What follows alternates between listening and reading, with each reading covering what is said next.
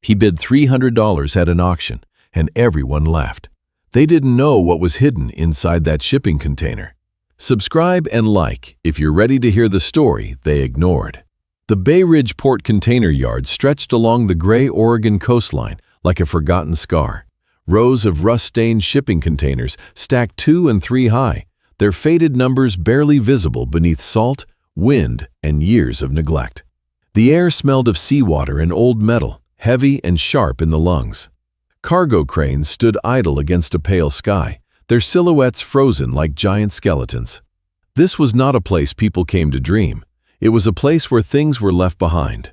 Ethan Cole stood near the edge of the crowd, hands shoved deep into the pockets of his worn jacket, feeling the weight of the last $300 he owned pressing against his thigh.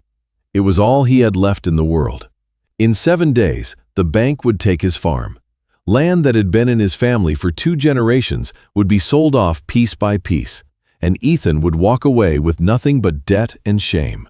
He hadn't told anyone he was here. There was no one left to tell. The auctioneer's voice echoed across the concrete yard, sharp and practiced, calling out container numbers and opening bids with mechanical indifference. People laughed easily here. For them, this was entertainment, a gamble with spare cash. Retired dock workers, small-time resellers, scrap dealers, and a few well-dressed locals who came more to be seen than to buy anything of value. Ethan felt invisible among them, and at the same time painfully exposed. He didn't expect to bid. He had told himself that on the drive over. $300 wouldn't buy anything worth saving his farm.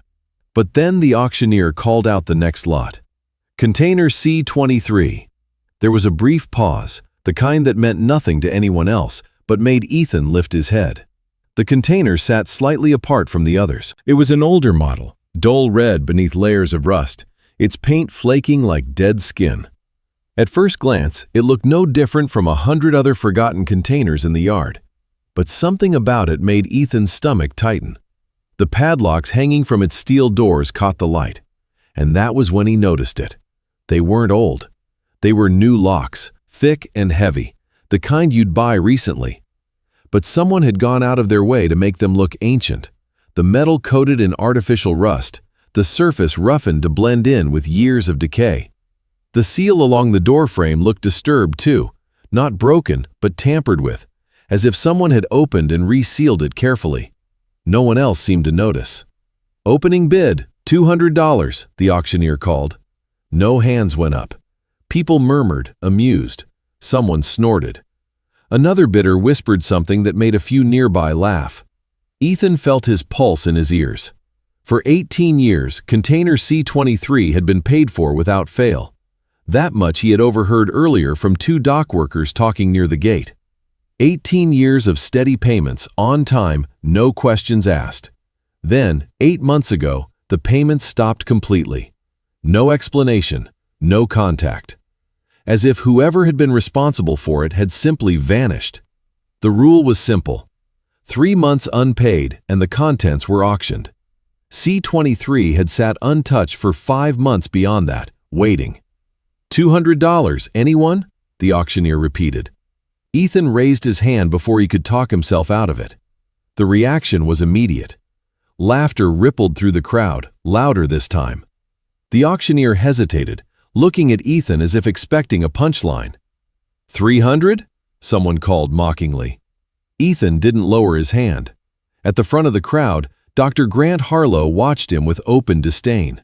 Harlow was impossible to miss. Tall, broad-shouldered, dressed in an expensive coat that didn't belong anywhere near a container yard. He owned the largest private clinic in Bay Ridge, funded half the town's charity events, and had the kind of smile that never reached his eyes. When he noticed Ethan, he shook his head slowly, a thin smile forming, as if amused by a stray dog wandering into a formal dinner. $300, the auctioneer said at last, still sounding unsure.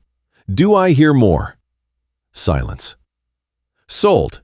Container C23, $300. The gavel came down, and just like that, Ethan Cole's life crossed a line he didn't yet understand. As the crowd began to disperse, the laughter faded into disinterest. The moment was already forgotten by everyone except Ethan. His legs felt weak as he walked toward the small folding table set up near the yard office. Lena Brooks stood behind it, a clipboard tucked against her chest. She was younger than most of the port staff, with tired eyes and hair pulled back too tightly, as if she hadn't had time to think about herself in a long while. She looked up when Ethan approached, surprise flickering across her face. "You actually bought it," she said quietly. Ethan nodded. His mouth felt dry. Lena flipped through the paperwork, her expression changing as she read. Confusion, then hesitation. She glanced toward container C-23, then back at Ethan. "You know," she said softly, lowering her voice, "this container, it's strange." Ethan waited. It was paid every month, 18 years, no gaps, no delays. She tapped the paper. Until 8 months ago. Then nothing. No calls, no emails. Just stopped. "What happens now?" Ethan asked. Lena met his eyes, something close to pity there. "Now it's legally yours." She slid the documents toward him. "I hope you find at least what you spent." Her words sounded like a kindness, but there was unease beneath them, something she wasn't saying. Ethan signed his name with a trembling hand. As he did, he felt it. Not excitement, not hope. A deep, unsettling certainty that whatever waited behind those steel doors was not meant to be found. Behind them, Dr. Grant Harlow turned away from the yard, his expression dark, his jaw tight. He did not look back. Ethan didn't notice that. He was already staring toward container C-23, the rusted metal glowing dully in the coastal light, unaware that the moment his pen left the paper, his life had already split into 2 parts. Before that container, and after. The midday sun beat down mercilessly on the concrete yard as Ethan Cole stood alone in front of container C-23. The laughter from the auction still echoed faintly in his ears, carried away by the salty coastal wind. But now the yard had mostly emptied. Only distant machinery hummed somewhere near the docks, and gulls cried overhead. He wiped his palms against his jeans, suddenly aware of how quiet everything felt. The container loomed in front of him, taller up close than it had seemed from a distance. The rust along its sides looked natural enough, but the padlocks told a different story. 2 of them hung from the heavy steel bars, thick, modern, and suspiciously coated in rust that didn't quite match the surrounding metal. Someone had wanted them to blend in. Someone had wanted no one to look too closely. Ethan slid the key Lena had given him into the first lock. It turned easily, the mechanism clicking open with a sound that felt far too cooperative for something that was supposed to be old. The second lock was another story. The key wouldn't budge. He twisted harder, the metal biting into his fingers. Nothing. He stepped back, breathing out slowly. It felt deliberate, as if access had been made difficult on purpose. From the back of his truck, Ethan grabbed a small bottle of oil he kept for farm equipment repairs. He sprayed it into the lock and waited, then tried again. The key still refused to turn. Sweat ran down his neck, soaking into the collar of his shirt as the sun continued to punish the open yard. He forced the key again, harder this time, his knuckles whitening. Minutes passed, then more. By the time the lock finally gave way with a sharp metallic click, 45 minutes had gone by. Ethan's hands were scraped and sore, his shirt clung damply to his back, and his patience was worn thin. He pulled the lock free and let it drop to the ground with a hollow clang. The container doors groaned as he pulled them open. Darkness swallowed the light. A smell drifted out, and Ethan froze. It wasn't the stench he had expected. There was no mold, no rot, no damp decay that usually clung to abandoned spaces.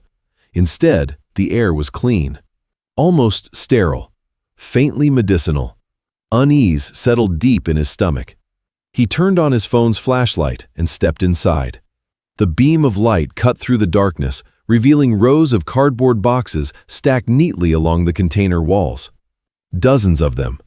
Perfectly aligned, evenly spaced, each labeled with dates written in careful handwriting. Some dates were nearly 18 years old. Others were far more recent. This wasn't storage. It was an archive. In the center of the container sat a folding desk and a metal chair, positioned as if someone had been working there regularly.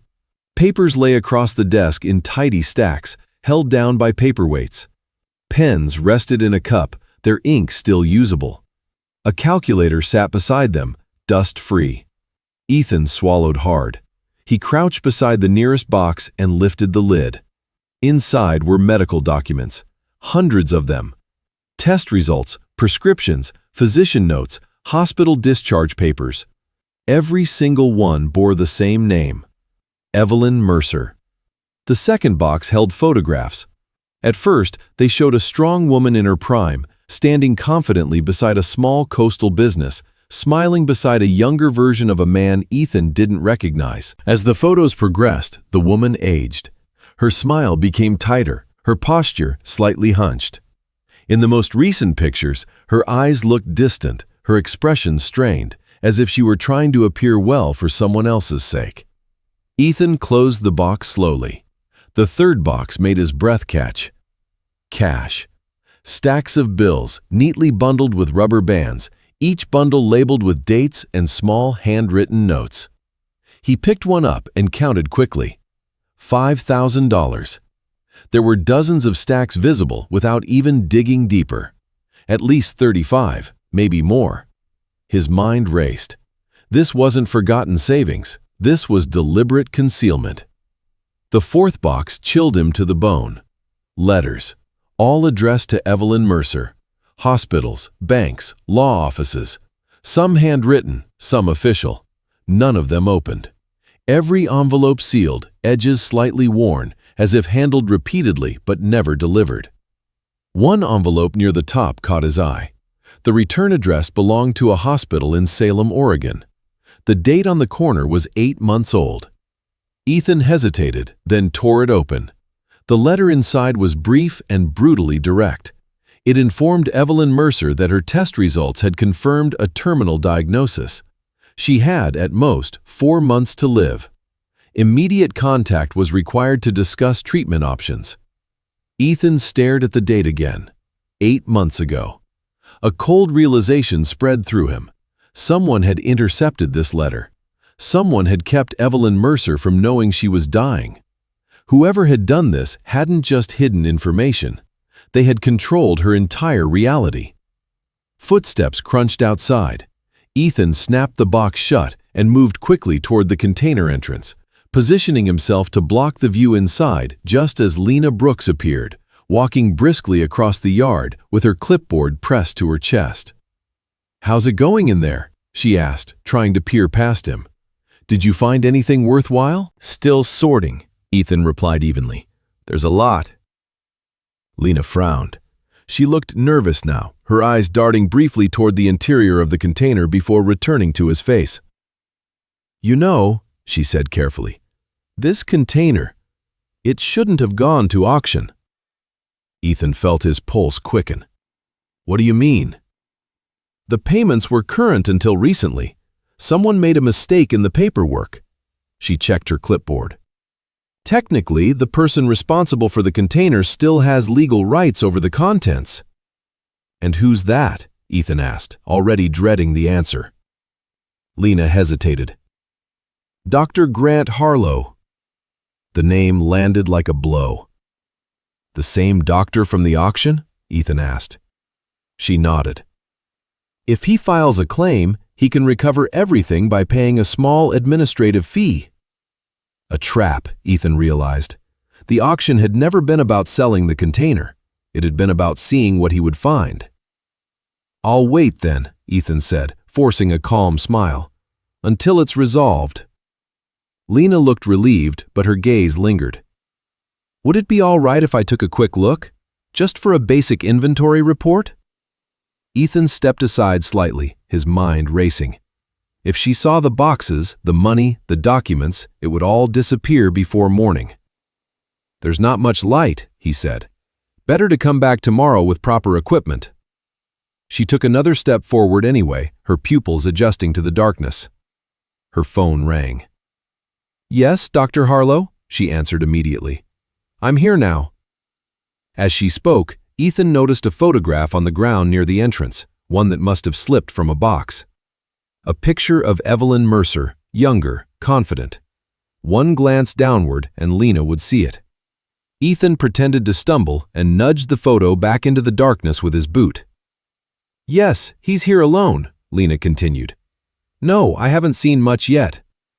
When she hung up, she smiled tightly. "Change of plans. The doctor says he'll resolve the legal issue tomorrow." "You have more time." It was a lie. Ethan nodded, watching her walk away. When she was gone, he turned back toward the container, his hands shaking. Whatever was hidden here was far bigger than he had imagined. Ethan waited until the sound of Lena's footsteps disappeared into the distance and the container yard fell quiet again. Only then did he step fully back inside container C-23 and pull the doors nearly closed, leaving just enough space for a thin blade of daylight to slip through. His heart was still racing. The conversation he had just overheard replayed in his mind with disturbing clarity. Dr. Grant Harlow still had legal rights. The auction had been a mistake. Or worse, it had never been a mistake at all. Ethan moved quickly now, urgency replacing caution. He returned to the fourth box and opened it again, this time pulling out every envelope. Letters from hospitals, banks, law firms, insurance agencies, even family members, all unopened, all intercepted. Someone had been systematically isolating Evelyn Mercer from the outside world, controlling every piece of information that reached her.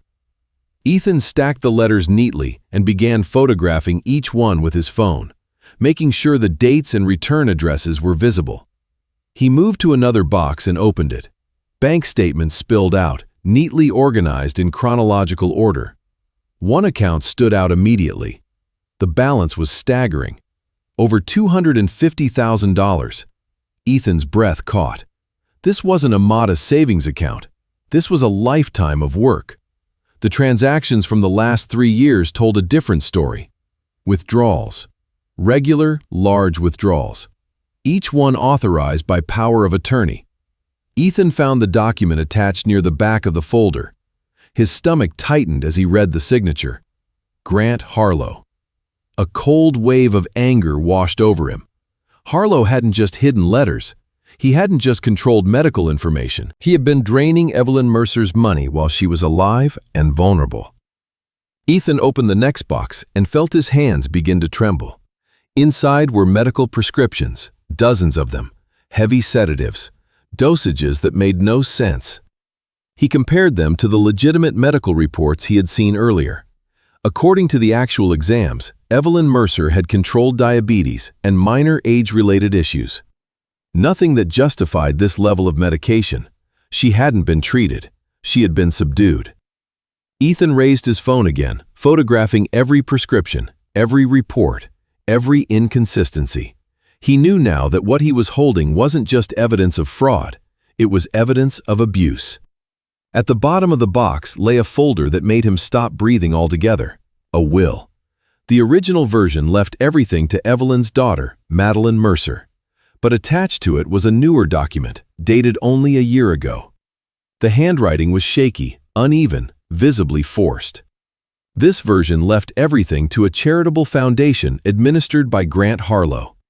Ethan felt sick. He was snapping photos when he heard the low rumble of an engine approaching the container yard. His blood turned to ice. He moved to the narrow gap between the container doors and peered outside. A black GMC Yukon rolled into the yard and came to a slow stop near the entrance. The driver's door opened, and Grant Harlow stepped out, followed by 2 large men who didn't look like port employees or lawyers. Their posture was wrong, alert, purposeful. They were walking straight toward container C-23. Ethan's mind raced. There was only one entrance. He scanned the back wall of the container and spotted a small ventilation panel high near the roof. Too high to reach easily, but it was his only chance. He stacked 2 empty boxes beneath it, his hands moving clumsily as panic set in. He climbed, scraping his knee against the metal wall, and pushed the panel open with effort. Salt air rushed in. Outside, voices drifted closer. "Are you sure he didn't suspect anything?" one of the men asked. "He seemed confused," another replied. "Didn't know what he was looking at." "Good," Harlow said coldly. We'll remove everything tonight, incinerate it. Then we'll claim theft." Ethan squeezed through the opening, barely fitting, his breath shallow as he lowered himself onto the far side of the container. As he dropped, one of the empty boxes tipped over inside, crashing loudly against the metal floor. "What was that?" Harlow snapped. Ethan didn't wait to hear more. He ran, crouching between rows of containers, heart pounding so hard it felt like it might burst from his chest. He ducked behind another container just as the men reached C-23 and forced the doors open. "Someone's been here," one of them shouted. "Boxes are open." Harlow's voice sharpened. "Find him, now!" Ethan pressed himself flat against the cold steel, barely breathing. He watched as the two men split up, scanning the yard methodically. Harlow stood near the container, visibly tense, wiping sweat from his forehead despite the cooling air. That was when Ethan realized something that made his chest tighten. There had been one box he hadn't opened, a fifth box. When the men moved farther down the yard, Ethan slipped from his hiding place and crept back toward container C-23, his movements slow and silent. He slipped inside just long enough to open the last box. Inside lay a digital recorder and dozens of cassette tapes. His hands shook as he picked up the recorder and inserted one at random, turning the volume to its lowest setting. A weak female voice filled his ears. "I don't understand why I can't leave the house anymore," the voice said. "Dr. Harlow says it's for my own good, but I feel trapped." Ethan's throat tightened. Another recording. "He increased the medication again. I can't think clearly. My daughter's letters.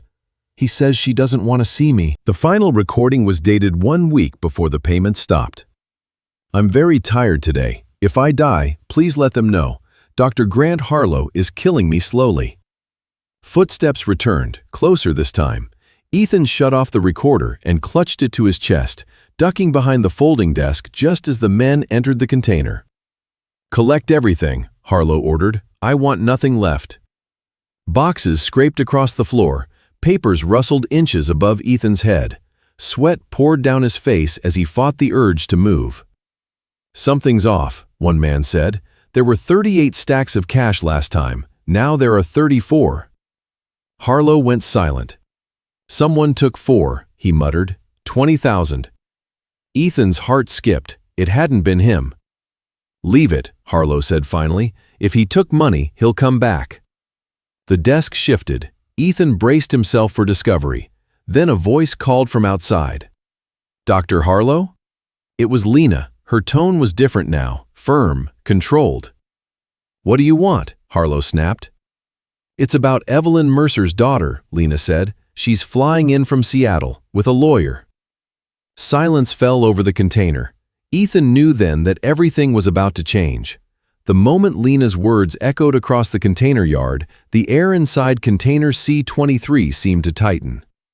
Ethan remained frozen behind the folding desk, the digital recorder pressed hard against his chest as if it could anchor him to the floor. He could hear his own heartbeat louder than the distant gulls outside. Every instinct screamed at him to run, but there was nowhere to go, not yet. "What daughter?" Dr. Grant Harlow asked, though the confidence that usually coated his voice was gone. There was a faint edge to it now, a crack he hadn't bothered to hide. "She's arriving tomorrow morning," Lena replied, "earlier than expected. She hired an attorney. They want to investigate the circumstances of her mother's death." For a long moment, no one spoke. Ethan imagined Harlow standing rigid near the container doors, calculating, measuring how much control he still had left. "How did she get this idea?" Harlow finally demanded. Lena didn't answer right away. When she did, her voice was calm, deliberate. She mentioned recordings. Ethan felt the blood drain from his face. Harlow's reaction was immediate. "What recordings?" From his hiding place, Ethan heard rapid footsteps retreating from the container. The scraping of boxes stopped. The men followed Harlow outside, their heavy boots fading across the concrete. Silence returned, broken only by the distant crash of waves beyond the port. Ethan waited several seconds before moving. Slowly, painfully, he crawled out from behind the desk. His legs felt unsteady as he stood, every muscle tight with adrenaline. He edged toward the back of the container and climbed once more toward the ventilation panel. This time, he moved faster, fear lending him strength. He slipped through the opening and dropped down behind a neighboring container, crouching low. From there, he could hear everything. "You knew about this," Harlow hissed. "You knew there were recordings." "Yes," Lena said evenly. "Evelyn contacted me months ago, before she became too weak.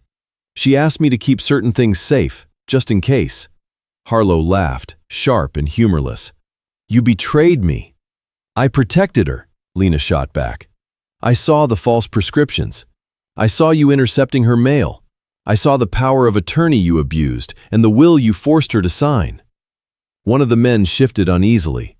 "Boss, do you want us to—" "Stay out of this," Harlow snapped, but there was strain in his voice now. He was losing control, and everyone could hear it. "You don't understand," Harlow said, trying to regain his composure. "Evelyn was confused, sick. I was protecting her from making decisions she'd regret." "Protecting her?" Lena repeated bitterly. "You drugged her until she couldn't think. You isolated her from her family. You stole her money." Harlow grabbed Lena's arm. "Where are the recordings?" She didn't flinch. "In a safe place. Copies have already been sent to her daughter in Seattle." For the first time, real fear crept into Harlow's voice. "You're lying." "I'm not," Lena said. "Her lawyer specializes in crimes against vulnerable adults." Ethan watched from the shadows as Harlow released her arm and took a step back, his face pale despite the fading daylight. The men glanced at each other, uncertain. The power dynamic had shifted, and they felt it too. That was when Ethan made his move. Keeping low, he circled behind the rows of containers, moving slowly until his old Ford F-150 came into view near the yard entrance. His hands shook as he reached it, but he forced himself to stay calm. He climbed inside, started the engine, and drove forward without turning on the headlights. In the rearview mirror, he saw Harlow gesturing wildly, his argument with Lena escalating. One of the men moved closer to her, something metallic glinting briefly in his hand under a yard light. Ethan's stomach dropped. He slammed the brakes, made a sharp U-turn, and hit the gas. The truck roared back into the container yard, headlights blazing, horn blaring through the gathering darkness. The sudden flood of light froze everyone in place. Ethan jumped out, holding the recorder high. "Lena!" She turned, relief flashing across her face. "Ethan, you shouldn't have come back." Harlow shouted over the noise. "Get out of here. This doesn't concern you." "It does now," Ethan said, his voice steadier than he felt. "I have Evelyn Mercer's voice right here. She says you were killing her slowly." Harlow sneered, desperate. She was confused. "Those recordings mean nothing." "They mean everything," Ethan replied. "They prove you forged prescriptions, intercepted correspondence, stole her money, and falsified her will." Before either of the men could move, Lena raised her phone. "The police are on the line. Everything is being transmitted live." Sirens wailed in the distance. Harlow's shoulders slumped as the sound grew louder. His men backed away, already disengaging, already preparing to disappear. Moments later, another vehicle pulled into the yard. A young woman stepped out, followed by a man in a dark suit. "My name is Madeline Mercer," she said, her voice shaking but strong, "and I believe you have something that belongs to my family." Ethan handed her the recorder.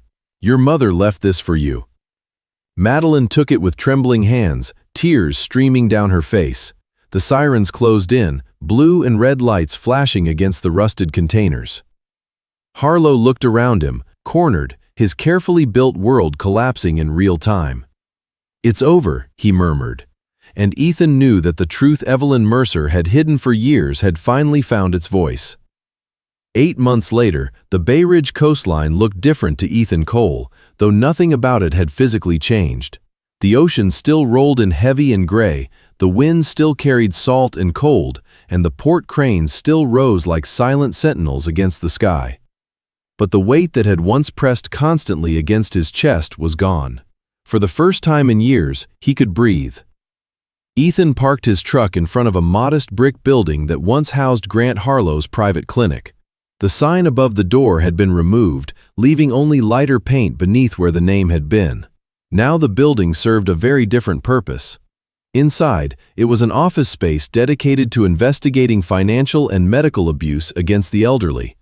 It existed because of what had been found inside container C-23. Harlow had been sentenced to 15 years in prison for fraud, document forgery, abuse of a vulnerable adult, and manslaughter. The recordings made by Evelyn Mercer had been the turning point. Her voice, weak but unmistakably clear, had dismantled the carefully constructed image Harlow had spent decades building. Alongside the documents Ethan had photographed that night, the case had left no room for doubt. Ethan stepped inside and closed the door behind him. The space smelled faintly of fresh paint and paper. Lena Brooks stood near a desk stacked with folders, sorting through documents with quiet focus. She looked up and smiled when she saw him. "I brought the last files from Harlow's house," she said. "Jennifer wants you to see them before we submit everything." Ethan nodded and took the box from her. On top lay a handwritten confession, its ink uneven and cramped.